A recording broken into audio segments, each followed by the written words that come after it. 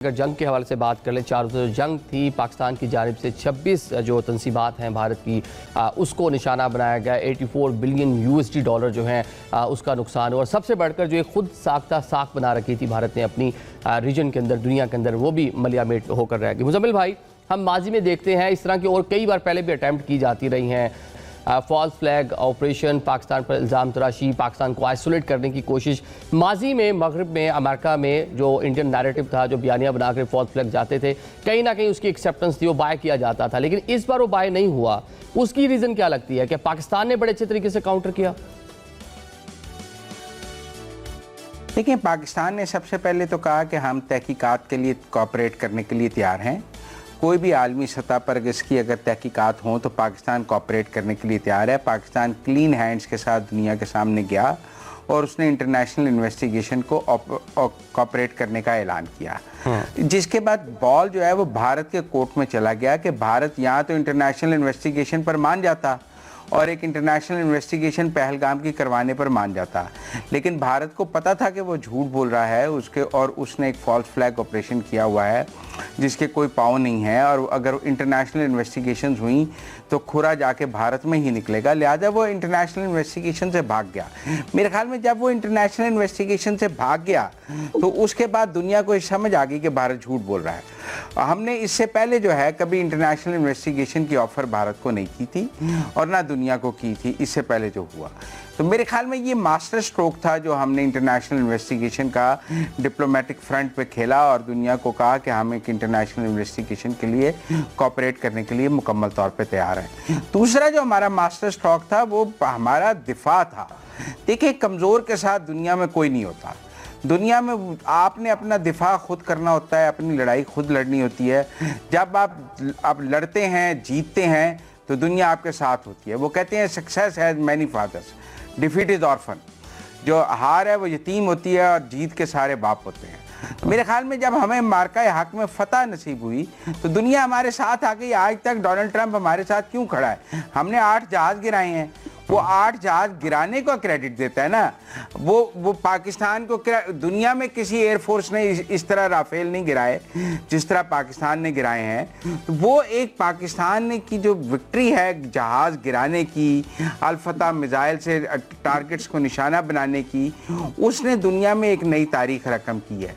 और मैं समझता हूँ कि ये दुनिया को शायद पाकिस्तान से इस किस्म के दिफा की तवक्को नहीं थी। दुनिया की असेसमेंट यही थी कि इंडिया बहुत मजबूत है, इंडिया पाकिस्तान पर हावी हो जाएगा, पाकिस्तान को तहम्मुल से काम लेना चाहिए। अच्छा, अगर कोई न्यू नॉर्मल है, अगर इंडिया कोई सर्जिकल स्ट्राइक करता है तो पाकिस्तान को बर्दाश्त कर लेना चाहिए। दुनिया का नैरेटिव यही था कि पाकिस्तान को मुश्किल नहीं आनी चाहिए, तो पाकिस्तान को बर्दाश्त करना चाहिए। आता कि हमारे कुछ दोस्त ममालिक की भी यही राय थी हमारे बारे में, और अमेरिका की भी यही राय थी, अमेरिकी नायब सदर जेडी वैंस की भी यही राय थी। आपको पता है इब्तदाई तौर पे तो डोनाल्ड ट्रंप साहब ने ये कहा कि भारत और पाकिस्तान तो कई सदियों से लड़ रहे हैं और वो लड़ते रहते हैं, कोई फर्क नहीं पड़ता। जैसे उन्होंने खुद को इस लड़ाई से इनडिफरेंट कर लिया था। उनका था कि मेरा इस लड़ाई से कोई ताल्लुक नहीं, क्योंकि भारत कह रहा था कि आप इससे दूर रहें, हम पाकिस्तान से निपट लेंगे। वो तो जब भारत के पाँव सड़ गए और वो अमेरिका के पास भागता हुआ गया तो अमेरिका ने उसे कहा पहले आप हमें कहते हैं, पहले आपने कहा दूर रहें और अब आपने कहा कि बीच में आए जेडी वैंस। तो मेरे ख्याल में एक पाकिस्तान ने दुनिया की सारी सोच बदली, डिप्लोमेटिक फ्रंट पे भी और वॉर फ्रंट पे भी, जिसका दुनिया को अंदाजा नहीं था। It was a very pleasant surprise for the world. ठीक है, मतलब अमेरिकन जो है बड़े जल्दी यकीन कर लेते हैं, बाकी बातों पे यकीन किया, लेकिन पाकिस्तान ने जो सबक सिखाया तो फिर मालूम पड़ गया क्या हुआ। इसी तरह जिस तरह हम देखा कि इजराइल ने किस तरह से मनाया डोनाल्ड ट्रंप को, और ईरान पर आकर कहा कि हिट एंड रन होगा, लेकिन अभी भी अमेरिकन वहाँ पे फंसे हुए नजर आते हैं। अब्दुल्ला भाई, इस पूरे टाइम पीरियड में लीडरशिप जो मौजूदा पाकिस्तान की लीडरशिप थी, वो मिलिट्री लीडरशिप हो, वो आपकी सियासी लीडरशिप हो, इन्होंने कितना रोल प्ले किया? क्योंकि मुजम्मिल साहब ने बड़ा खूबसूरती से आता किया कि माजी में भी इस तरह के कई मौके आए, लेकिन पाकिस्तान ने उस तरह से प्ले नहीं किया जिस तरह इस बार पाकिस्तान का स्टांस था।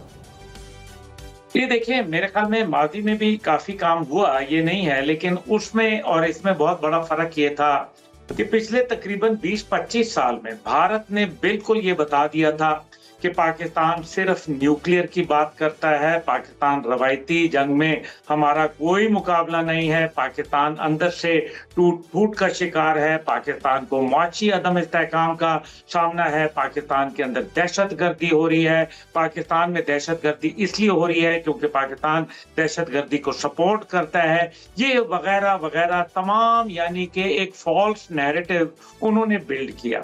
पाकिस्तान की लीडरशिप ने यह किया कि पाकिस्तान की लीडरशिप यूनाइटेड रही, पॉलिटिकल भी और इसी तरीके से मिलिट्री लीडरशिप भी, और जब ये दोनों मिल गए तो बुनियादो मरसूस तो बनना ही था इंशाअल्लाह ताला।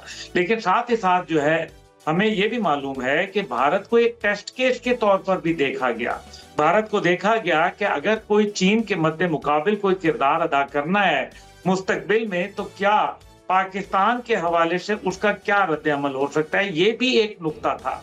अभी जैसे मुजम्मिल साहब ने बात की, बाकायदा ये तो बात अभी यूनाइटेड नेशन की इंक्वायरी के अंदर आई कि उन्होंने कहा 60 दिन के अंदर जवाब मांगा है, जिसको जवाब भारत ने नहीं दिया। उन्होंने कहा कि आपने आर्टिकल 51 का इस्तेमाल गलत किया यूनाइटेड नेशन का, क्योंकि आपने ज्वाइंट इंक्वायरी के अंदर और इंटरनेशनल इंक्वायरी को इनकार किया और आज तक सबूत नहीं फराहम कर सके, और पाकिस्तान में सिविलियन आबादी को आपने निशाना बनाया। या तो इसका हर्जाना दें या इसके ऊपर माफी मांगे, और इसी तरह आबी जारियत को भी उन्होंने कंडेम किया। लेकिन भारत जो है वो जाहिर है ये समझ रहा है कि मैं एक बहुत बड़ा चैंपियन हो रहा हूं, लेकिन उसको ये नहीं समझ आ रहा कि पाकिस्तान ने उसको मिलिटरीली कन्वेंशनल डोमेन के अंदर कैसे डिफीट दे दी।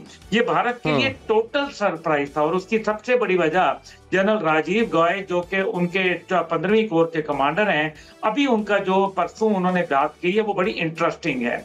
उन्होंने ये कहा कि चाइना की 80% जो टेक्नोलॉजी पाकिस्तान के पास है मिलिट्री हार्डवेयर, वो चाइना की टेक्नोलॉजी है। अगर उनकी बात को तस्लीम भी कर लिया जाए तो पहली बात यह है कि पाकिस्तान को उसका फायदा था या नुकसान था। पाकिस्तान को उसका फायदा था, उसकी वजह यह थी कि PL-15 हो या J-10C हो या J-17 थंडर हो या HQ-9 मिसाइल हो या आपकी टाइप 054 फ्रिगेट्स हो या आपके KJ-500 एवॉक्स हो, ये तमाम के तमाम चाइनीज टेक्नोलॉजी थी, जिनके मतलब ये था कि ये एक जबान में आप आपस में गुफ्तगू कर रहे थे, इनको सिस्टम इंटीग्रेटेड थे। मतलब आपने कहा जिस तरह से सिंक्रोनाइज था सिस्टम, उसने पाकिस्तान को मार के हक में जीत के अंदर बड़ी एक कहने के रीजन उसको समझा जा रहा है। अभी हम एक शॉर्ट सी ब्रेक लेते हैं, फिर खुरम साहब से पूछेंगे कि लीडरशिप दोनों जानिब से, इंडियन लीडरशिप तो आपने देख ली किस तरह से वो एक्ट रिएक्ट कर रही थी, लेकिन पाकिस्तानी लीडरशिप खसूसन उसने इस पूरे टाइम पीरियड में किस तरह से प्ले किया।